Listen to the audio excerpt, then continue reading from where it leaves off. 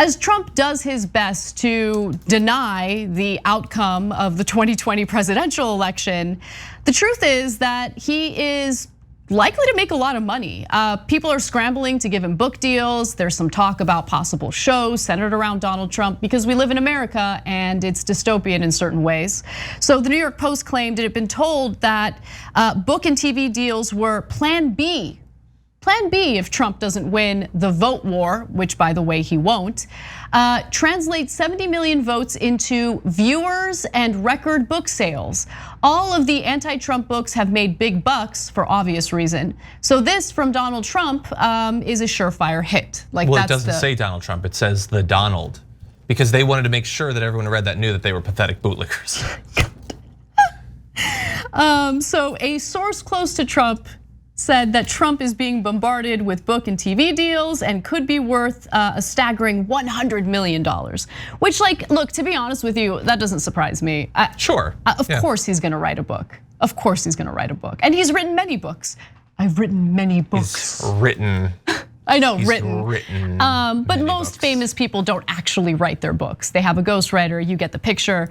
By the way, the highest a president has ever been paid for a book was Obama when he got a book deal to the tune of $65 million. Bananas. But there might be a little bit of an issue. You know who definitely knows that? Trump. Oh, 100%, 100%. Knows that. Listen to me, guys. If and when Donald Trump publishes his book, please don't buy it.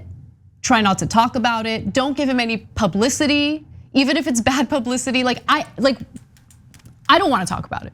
Don't help him out. Say, like, that was the thing with John Bolton's book. It would irritate me when I'd see liberals like brag about how they just bought it and they can't wait to read it. Like, no, what are you doing? Why would you buy it? I definitely did not buy that book. Talked about on the news anyway. Why would you buy that? And this is why I don't even know that it's gonna work necessarily. Will he get paid a huge amount of money? Sure. Will they sell some? Sure, because the right-wing organizations will buy it up by the boatload like they did with Don Jr.'s book. Will it get read? No. Who is actually gonna read that book? You don't even, like, at least with like the Comey book or Bolton or whoever, like those are left, like those are, theoretically people, liberals or whatever. They like to read, they like their NPR. They'll read a book, Nobody's reading this thing. They might buy it, maybe, or they'll donate to an organization and they'll get given a copy. But that thing is gonna collect dust and nothing else. Totally, and so there might be some issues because when you think about the big publishers like Simon & Schuster, for instance, they've been getting a lot of backlash when they're willing to publish, some of the more unsavory people out there. Remember, they were planning on publishing a book by right-winger Milo Yiannopoulos. Remember that guy? Remember that guy? Sort of. I know, it's great. And then they decided to pull out of that deal because of who he is, and including his pro-pedophilia comments during a podcast with Joe Rogan. Also, more recently, Hachette canceled its plans to publish Woody Allen's memoir after a staff walkout. So people are actually speaking out against publishing certain people.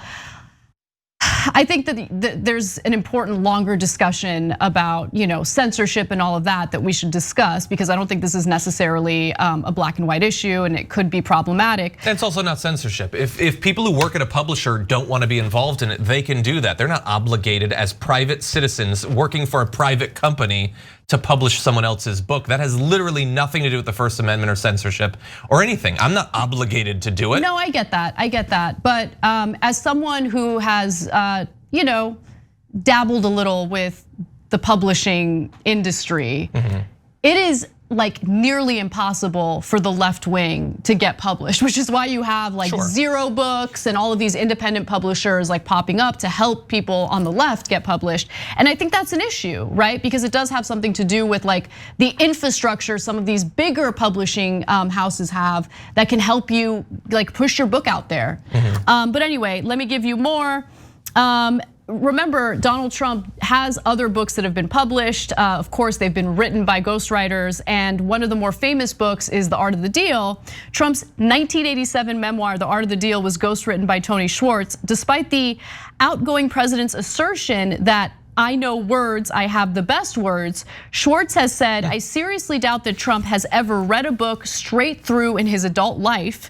The ghostwriter has long disavowed the president, saying that The Art of the Deal would have been better titled The Sociopath. Thanks for watching The Young Turks, really appreciate it. Another way to show support is through YouTube memberships.